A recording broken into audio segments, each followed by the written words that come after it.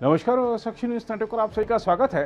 तीनों सेनाओं में भर्ती की नई योजना अग्निपथ सुपरहिट साबित हो रही है। जी हां, भारतीय वायुसेना को अग्निपथ भर्ती योजना के तहत पंजीकरण प्रक्रिया शुरू होने के बाद 6 दिन के भीतर 1,83,000 से ज्यादा आवेदन प्राप्त हुए हैं। एक आधिकारिक सूचना में यह जानकारी सामने आई है।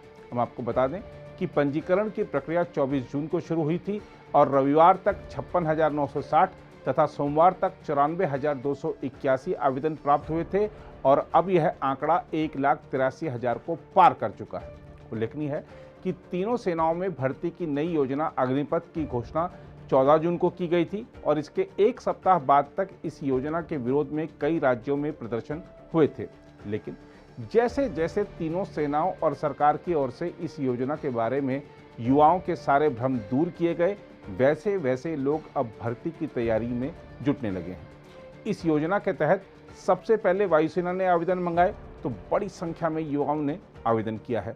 वायुसेना की वेबसाइट पर इस समय जारी पंजीकरण 5 जुलाई को बंद होगा।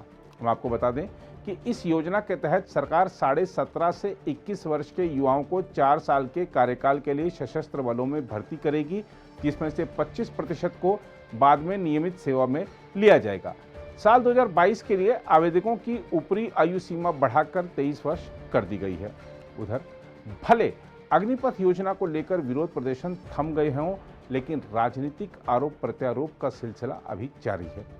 कांग्रेस भले अग्निपथ योजना को विनाशकारी बता रही हो, लेकिन उसके सांसद और पूर्व केंद्रीय मंत्री मनीष तिवारी ने इस योजना की तारीफ की है। मनीष तिवारी ने अंग्रेजी समाचार पत्र इंडियन एक्सप्रेस में लिखे लेख में कहा है कि अग्निपथ रक्षा सुधारों और आधुनिकीकरण की व्यापक प्रक्रिया का हिस्सा है। हालांकि कांग्रेस ने अपने सांसद मनीष तिवारी की राय से दूरी बना ली है। कांग्रेस महासचिव जयराम रमेश ने ट्वीट किया, कांग्रेस सांसद मनीष तिवारी ने अग्निपथ पर एक लेख लिखा है।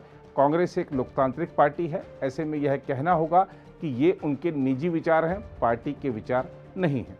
उन्होंने कहा कि कांग्रेस मानती है कि यह योजना राष्ट्रीय हित विरोधी है और युवा विरोधी है तथा इसे बिना विचार विमर्श किए लाया गया है। जयराम रमेश के इस ट्वीट का जवाब मनीष तिवारी ने अपने ही अंदाज में दिया है।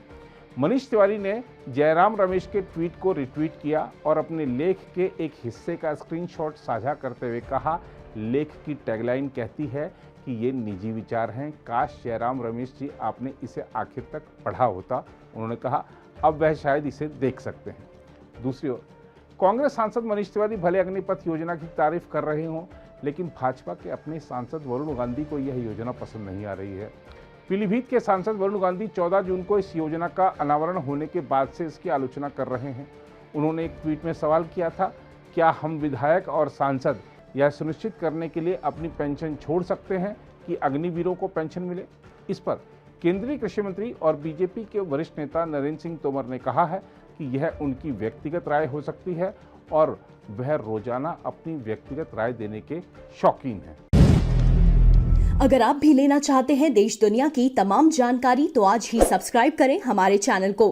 साथ ही नीचे दिए बेल आइकन को जरूर दबाएं ताकि हर अपडेट आप तक पहुंच सके।